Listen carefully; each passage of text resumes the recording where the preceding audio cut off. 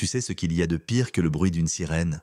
Le silence qui vient après, ce genre de silence lourd, étouffant, qui te hurle que quelque chose vient de très, très mal tourner. Derrière le centre communautaire de Bellevue, il n'y avait plus de cris. Juste un garçon de 15 ans, Malik, recroquevillé sur le bitume, le bras tordu, la mâchoire serrée comme s'il essayait d'avaler la douleur. Il n'avait pas couru, pas crié, pas frappé. Il avait juste mis un peu trop de temps à sortir son sac.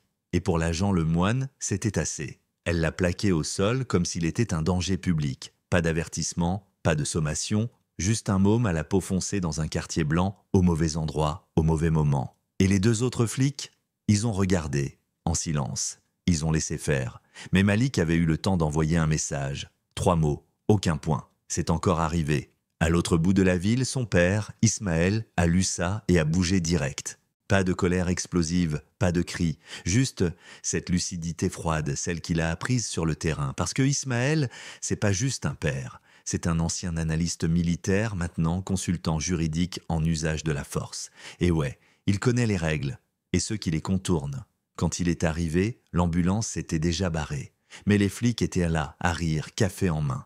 Il n'a pas crié, il n'a pas regardé le moine. Il a regardé les marques à la craie, là où le sac de son fils était tombé, là où quelques taches de sang s'étaient assombries. Puis il a demandé calmement si elle portait une caméra corporelle. Elle a dit qu'elle était en charge. Bien sûr qu'elle l'était. Alors Ismaël est allé jusqu'à la voiture de patrouille, a posé une enveloppe sur le tableau de bord, une autorisation légale d'accès à tous les enregistrements liés à la force utilisée sur des mineurs.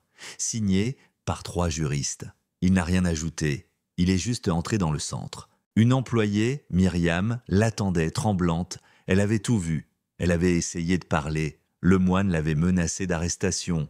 Ismaël lui a demandé s'il y avait des caméras. C'était basique, flou, sans son. Mais c'était assez. Cette nuit-là, dans son garage, Ismaël a regardé les images. Encore, encore. Il a vu son fils lever les mains, expliquer, supplie. Et puis, le choc, l'os, la chute. À 2h42, il a passé un coup de fil, pas aux flics, à Sofia Navarro, ancienne affaires internes, aujourd'hui dans le privé. Il lui a demandé les antécédents de Lemoine. 3 plaintes, toutes classées, 2 mineurs, une effacée, mais voilà le twist.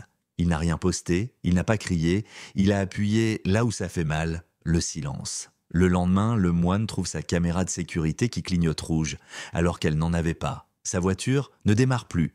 Dans la boîte à gants, une photo. Une capture du moment exact où elle tord le poignet de Malik. Aucun mot, juste l'image.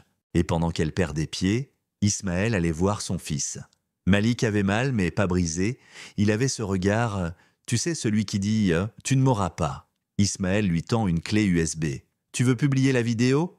Malik secoue la tête. « Je veux qu'elle paie, mais légalement. » Alors Ismaël creuse. Il découvre que l'un des 2 autres officiers, Delmas, a déjà été suspendu pour falsification de preuves. Il compile les dossiers, les envoie de manière anonyme au conseil de surveillance civile. 2 jours plus tard, le moine débarque dans une salle de boxe. Ismaël est là, elle l'accuse de l'intimider, il ne répond pas. Il lui tend juste une photo. Elle, jeune recrue, à côté d'un instructeur qu'elle avait qualifié autrefois de trop mou pour le terrain. Cet homme, c'était le mentor d'Ismaël. Elle se souvient de l'email.